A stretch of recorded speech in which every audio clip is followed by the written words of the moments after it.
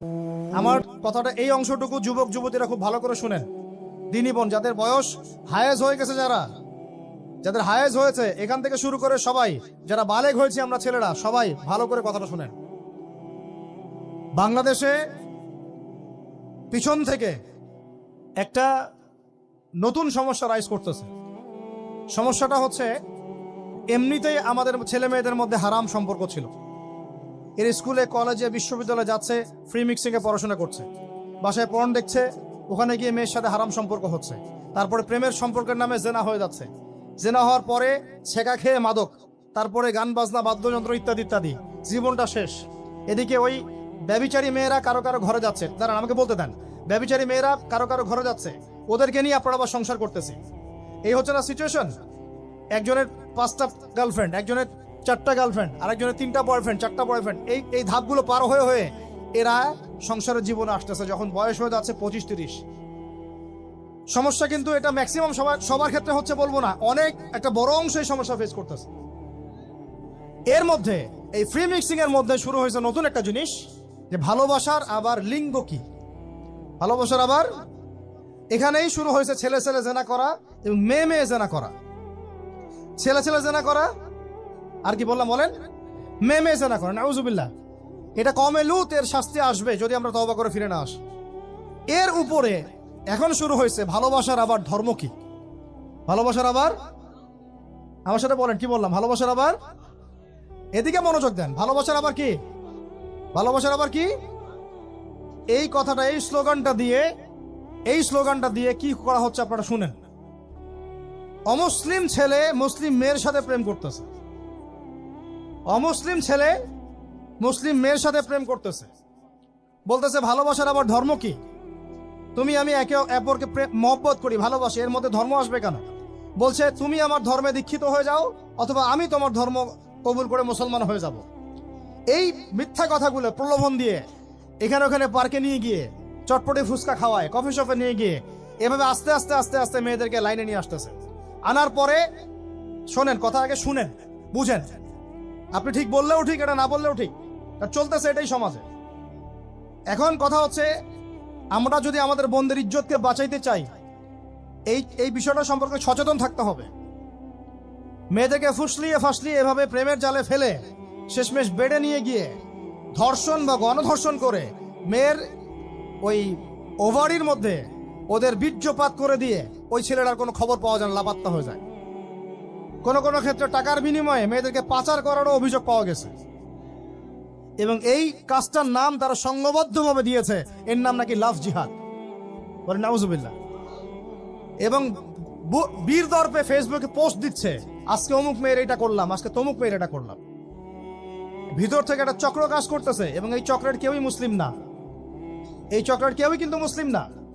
বাহিরে আবার পরিচয় দিতে পারে যে আমি মুসলিম, আমার নাম অমুক, নাম পরিবর্তন করে মুসলিম মেয়েদেরকে ফাসলিয়ে এই জেনার ফাঁদে ফেলে ওর পিছনে কিছু টাকা খরচ করে, কিছু সময় দিয়ে ওকে প্রয়োজনে ঘুমের ওষুধ খাওয়ায়, প্রয়োজনে আবার জাদুটোনা করে, বান মারে, ওকে তাবিজ কবজ করে বিছনায় নিয়ে এসে ধর্ষণ বা গণধর্ষণ করে ওই ভিডিওগুলো দিয়ে পরে ওকে ব্ল্যাকমেইল করে, পরে ওর কাছ থেকে টাকা খাওয়া শুরু করে।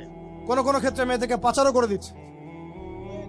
আমাদের মেয়েদেরকে বলতেছি, কোনো অবস্থাতেই কোনো মুসলমান ছেলের সাথেও কোনো অবৈধ সম্পর্কে যাবেন না। আর অমুসলিম হলে তো কোনো কথাই নাই। অমুসলিমের সাথে আপনার কিসের প্রেমের সম্পর্ক? একটা চট দিয়ে দাঁত ফেলে দেওয়া দরকার মেয়েরা। অমুসলিম ছেলের সাথে তোমার কিসের প্রেমের সম্পর্ক? পরে যখন এই ছেলেগুলো তোমাকে নিয়ে রেপ করে রাখবে তখন তোমার আক্কেল হবে? তখন তোমাদের হুঁশ ফিরবে? তখন এসে আমাদের কাছে মেসেজ করতেছে, আমার এই সমস্যা হয়েছে, আমাকে এখন আমি কি করব বলেন। আমাদের ওয়াইফদের কাছে মেসেজ করে, এরকম এরকম হয়েছে আমার সাথে, আমরা কি করব বলেন। তো তোমাকে কে যাইতে বলছো এই ছেলের কাছে? তুমি তোমার ইজ্জত ওখানে, তুমি তোমার পায়জামা কিভাবে খুললা সেখানে, আর কিভাবে বলবো বলেন? তুমি একজন মুসলিম ঘরের মেয়ে, তোমার ইজ্জতের দাম নাই, তোমার সম্মানের দাম নাই, তোমার ইজ্জত আবরুর দাম নাই। তুমি কেমন করে নগ্ন হয়ে বাইরে ঘুরতে পারো? তুমি কেমন করে একটা অমুসলিম ছেলের সাথে প্রেমের সম্পর্ক করতে পারো? কিভাবে তুমি একটা অমুসলিম ছেলের সাথে বেড়ে যাইতে পারো? তার সামনে তোমার পায়জামা কেমন করে খুলতে পারো তুমি? আমার ল্যাঙ্গুয়েজ আপনি রাগ করেন না, আমি খুবই ফেড আপ এদের উপরে। একটা মেয়ে একটা মুসলিম ছেলের কাছেই তো যাইতে পারবে না অবৈধভাবে। যাইতে হইলে তোমার শর্ত তিনটা: বিয়ে করতে হবে, বালেগ হইতে হবে, সাক্ষী থাকতে হবে, মোহর দিতে হবে, তারপর যাইতে পারবে তুমি। মুসলিম তো মুসলিম করতে করতে এখন অমুসলিমদের সাথে প্রেম করা শুরু করছো। আর যখন অমুসলিমদের দ্বারা তোমরা ধর্ষিত হচ্ছ, তোমাদেরকে পাচার করতেছে, তখন বলে এসে আমাদের কাছে চিঠি লেখো যে আমরা এখন কি করব।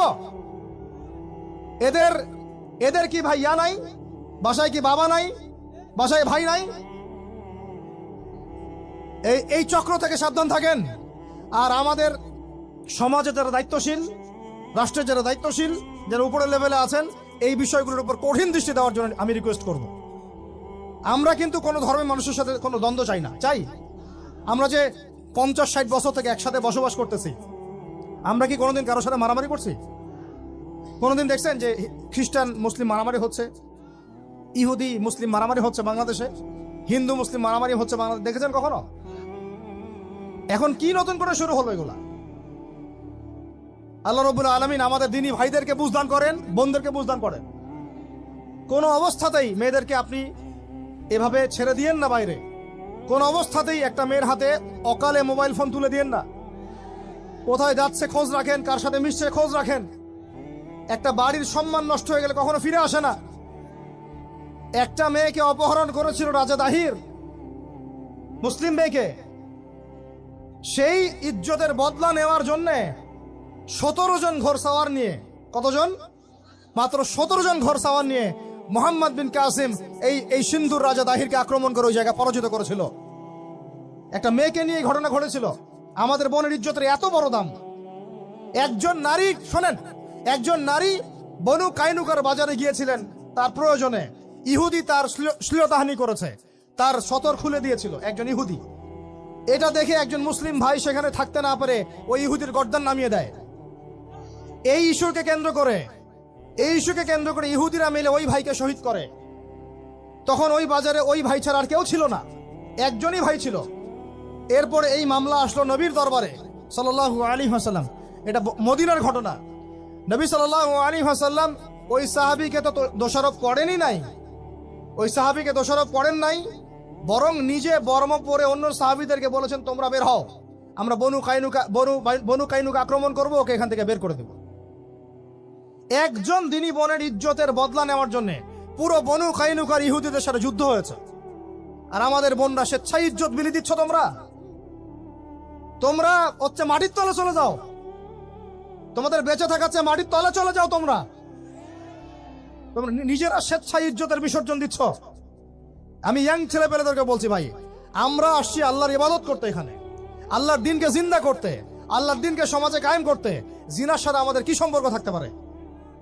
পর্নের সাথে আমার আপনার কি সম্পর্ক থাকতে পারে? আপনার আমার এরকম হারাম সম্পর্কের সাথে কি সম্পর্ক থাকতে পারে? এগুলো কোনো অবস্থাতে আমরা ধার কাছে যাবো না ইনশাআল্লাহ।